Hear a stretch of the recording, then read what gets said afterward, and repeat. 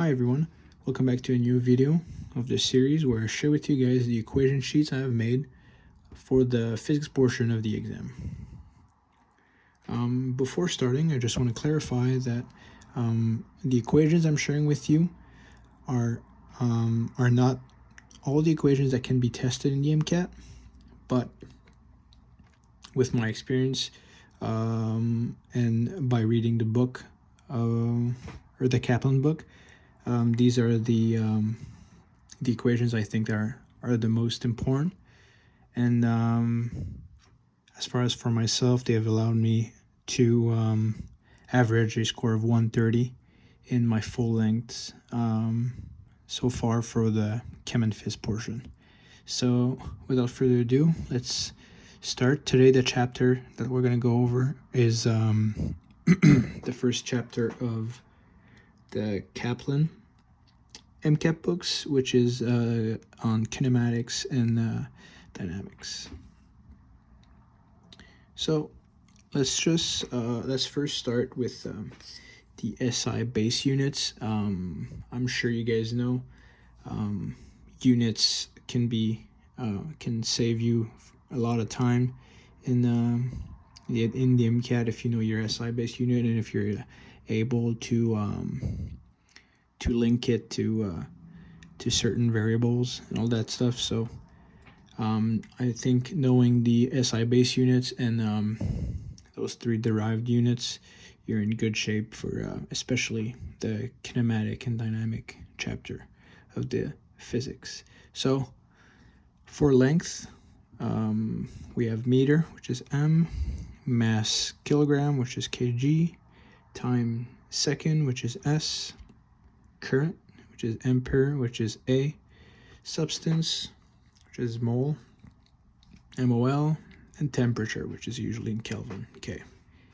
Now, we have the SI derived units, which is force is always Newton, and we'll see later why it's also kilogram times mass divided by second.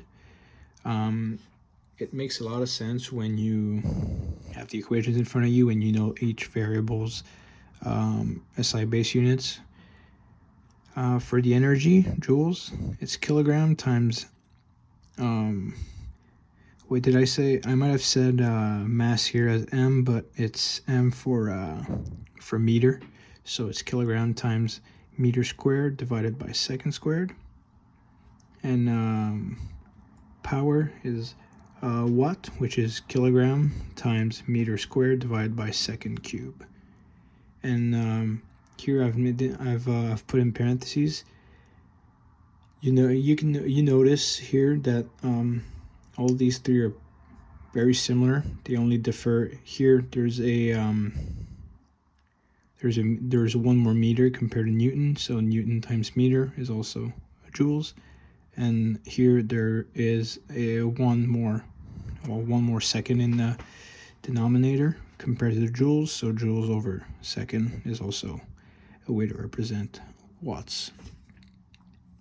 All right, so here let's go with the average velocity. So the arrow here means it's a vector, so a vector just basically means there's an orientation. There's usually in X and in Y that you can calculate the vector with. There's an orientation in space, and it's not only just a number. So here, vector, or not, average velocity, which is also vector, is equal to that change in displacement over seconds, which is also meters over second. Here we have the gravitational force, which is Fg, equal the gravitational constant times mass 1 times mass 2 over R2. The gravitational constant is 6.67 times 10 to the minus 11. It's pretty easy to remember. It's its unit for this constant, because you know that mass times mass divided by R2, they're going to cancel out. So R2 is meters, M1 and M2 are kgs, and then they're going to cancel out here. So we're going to be left with Newton, and we know that force is always Newton. Here we have the normal force, Fn. It's the force between two objects. Usually in the problems we'll have in the MCAT, Fn will be equal to Fg, because it's basically, you can think about it's the force that the ground is exerting on an object for it to remain on top of it, basically. So for a 10 kilogram box, the Fn, or the normal force, is going to be the weight of the box, which is weight is mass times gram. We'll see that just right below, but it's going to be mass times the gravitational constant, sorry, which is 98 Newton. So here Fn is the force exerted by the ground towards the top, and then Fg is the gravitational force towards well, down or below the object. So in this case it's 98 Newton. For friction, so friction, we have static friction and we have kinetic friction. So static friction, it's basically Fs is equal to mu static times the normal force, and then kinetic friction is the same thing, but the mu kinetic times the normal force. Why we have two type of friction? So basically, static friction is the friction of an object when it's not moving. So, and then once the objects start moving, it now is now converted into kinetic friction. So, and then one thing that's important to know too is that static friction, it's basically, if you push an object towards the right, then the friction, which is fighting your pushing, basically, is going to it's going to be a vector in the opposite sign, and the force that is going to be applied by the friction is going to be equal to the force that you are applying, and that's only for the static friction, because since the object is not moving, it's countering your force at the same at the same force, with the same amount of force. So that's it for friction. Here we have weight, which is basically the mass of an object times the gravitational constant. Gravitational constant 9.8 meters per second cube. Mass is kilogram. Force is Newton. Kilogram times meters over second cube. We go up, kilogram meter second cube, Newton. So these are all linked. Here's center of mass. This is basically center of mass. You have an x component, a y component, and a z component, and you add them up. X is basically the coordinates, and then m is the mass. Then you add them and you divide by the mass. It's not something I've used a lot in my full lengths, I should say, but it's something that could be tested. Here we have the acceleration. Acceleration is also a vector. It's basically delta v over delta t, v being the velocity, the change in velocity. Velocity is meter over second, and then time obviously is seconds, so acceleration is meter over second squared.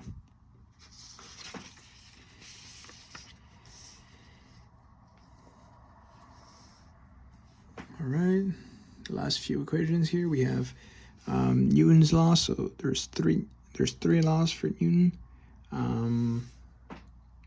Basically, we have the force.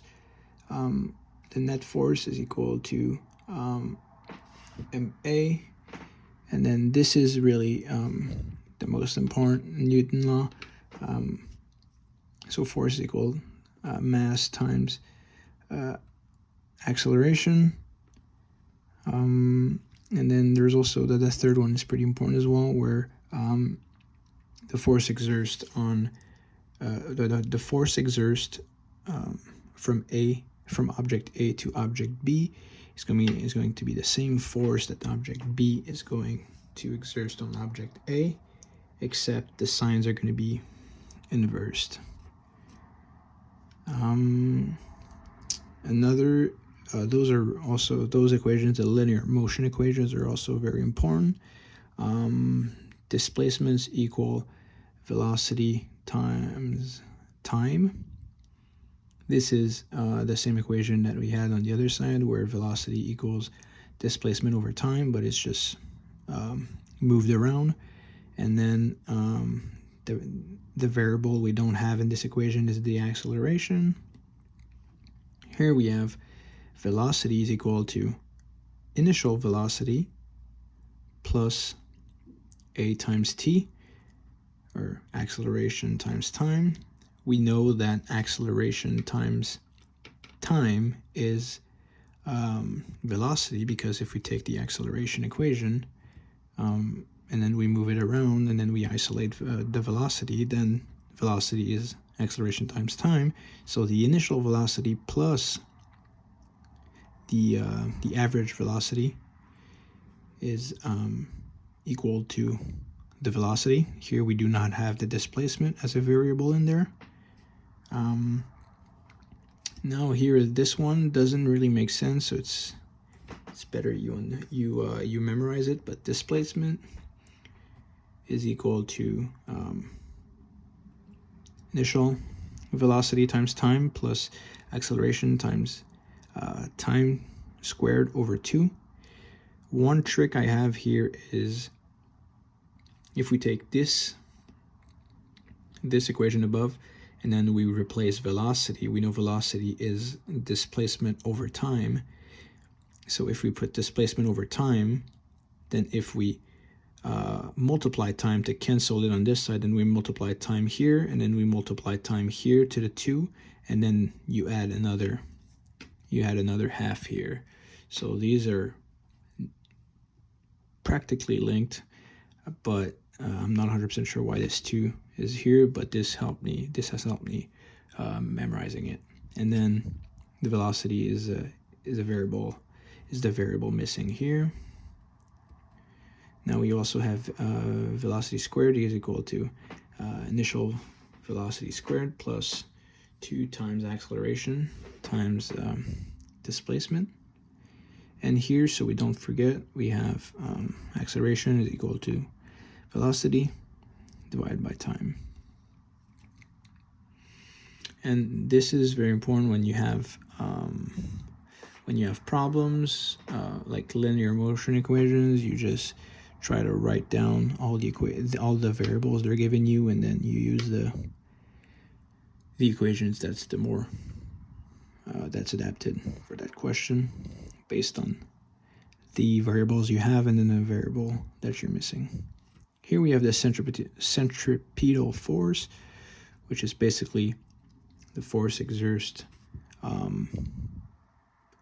in the middle. If you have a circle and you go around, and then you have a rope, the force that that basically keeps you from going outside of the circle, or because your velocity is basically aligned for you to get kicked out of the circle. So it's basically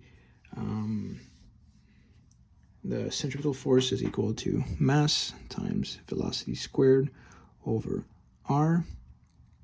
And it's another way for you to, it's another type of force where there's kilogram times velocity squared meter over second squared times meter. So meter cancel. So we have kilogram times meter over second squared.